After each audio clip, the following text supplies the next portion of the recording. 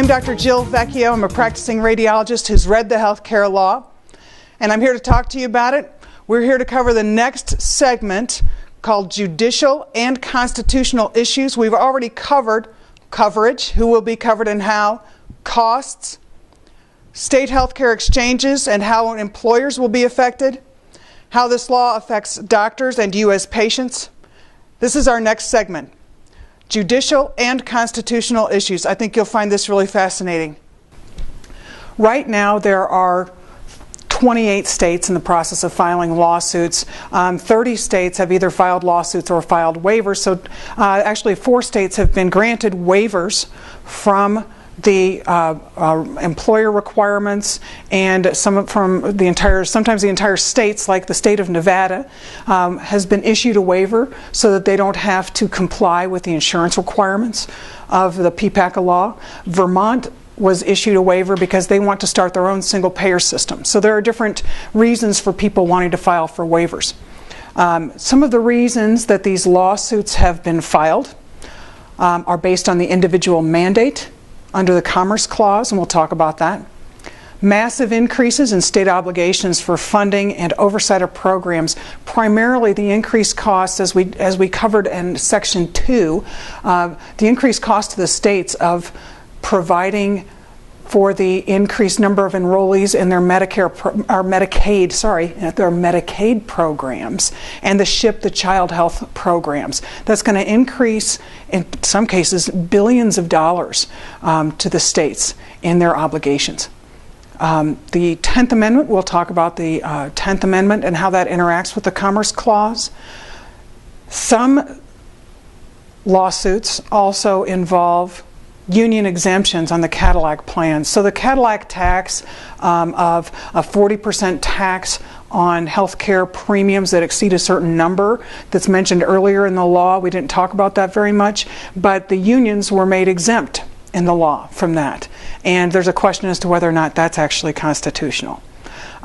Surprisingly, Roe v. Wade, the law that is so controversial about abortion, actually has a segment in it about doctor-patient privacy that may come into play somewhere in these lawsuits. Remember the way that this healthcare law, and I'm not going through all that because that takes several minutes to go through how this law was passed. But the way that it was passed was not typical for a revenue-producing bill. In their rush to get this passed through the Senate and then the House, and then back and forth between the Senate and the House to get this and the reconciliation bill all passed, they neglected to put in a severability clause. So when we all sign a contract, usually at the end of the contract it'll say, if any part of this contract is found to be unlawful or blah, blah, blah, then that part is severable, or it can be removed from the contract and the remainder of the contract will still be in force. So this piece of legislation, PPACA, does not have a severability clause. So that theoretically, if the individual mandate were found to be unconstitutional, it may be that the entire law would be found to be unconstitutional. The severability clause and whether or not it can be used that way is also debatable. So everything's up for grabs at this point. So some people say that the legislation should have a severability clause, and other courts have said no, it doesn't have to have a severability clause. That's why it gets really confusing. Let's talk about the 10th Amendment. So in the 10th Amendment to the Constitution, it says that in this Constitution, throughout the Constitution, it enumerates or gives power to the federal government to do certain things. Healthcare isn't one of them. Healthcare is not among the enumerated powers of the federal government.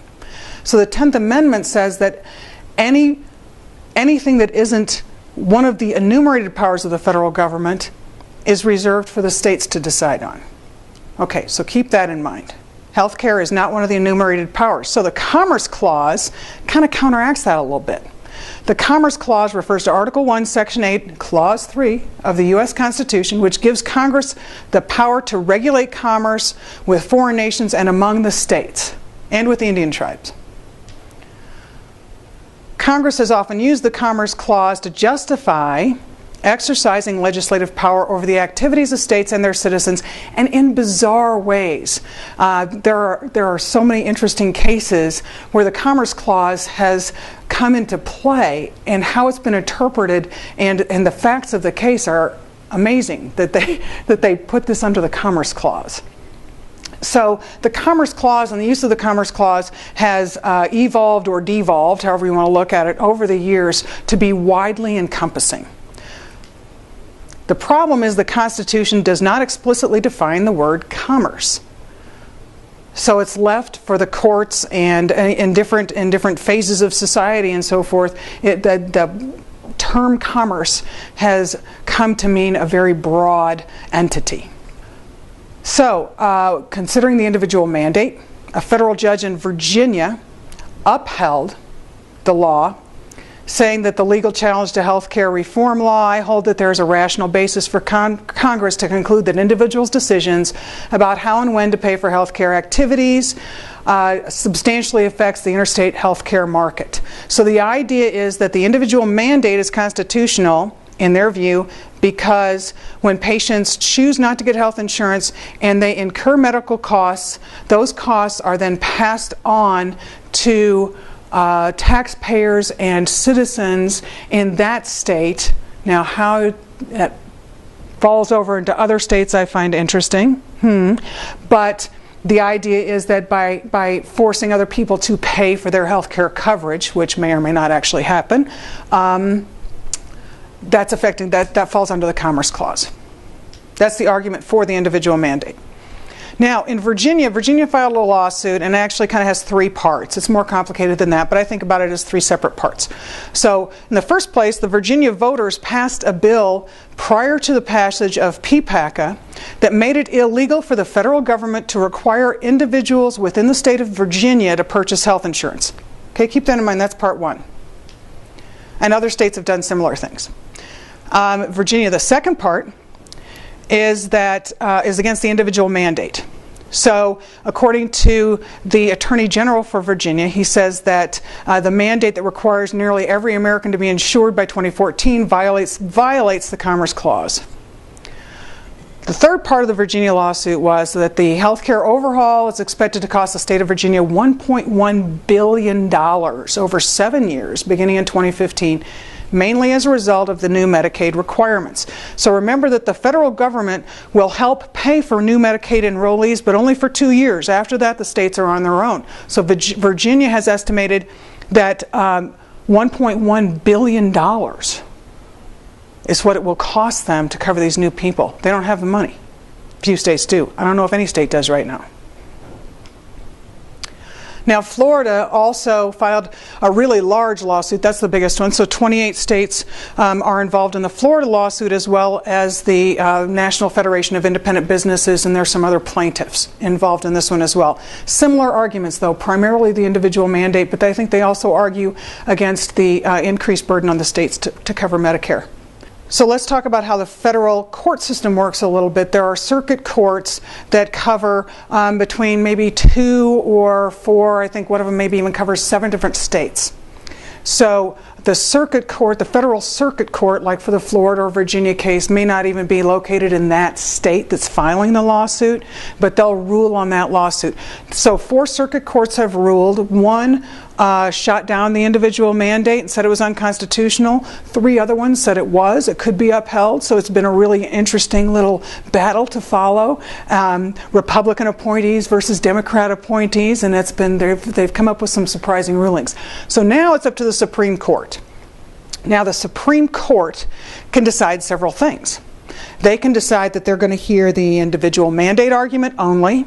They can decide they're going to hear the individual mandate based only on the Florida case. Or they may say they're going to put the Florida and Virginia cases together and hear the individual mandate. Or they may add in, well, we're also going to add in the part about the increased burden on the states for Medicare enrollee coverage. Or we're not going to hear that. Or we may take something from a totally seemingly unrelated case and we're going to add all this in and we're going to rule on all these things. So it's really interesting. The Supreme Court gets to make all these decisions about how they're going to approach this subject. Now, and So they're going to rule on maybe a combination, individual mandate, burden on the states, and whether to allow states to vote to exempt themselves from the health care law, because that's going to be an issue. Several states have passed legislation to that effect. What if the individual mandate is upheld? The federal government will have the power to force Americans to purchase any goods or services they deem necessary, justified under the Commerce Clause. I'd like for you to think about that for a second. If the federal government can force us to purchase health insurance just because we exist,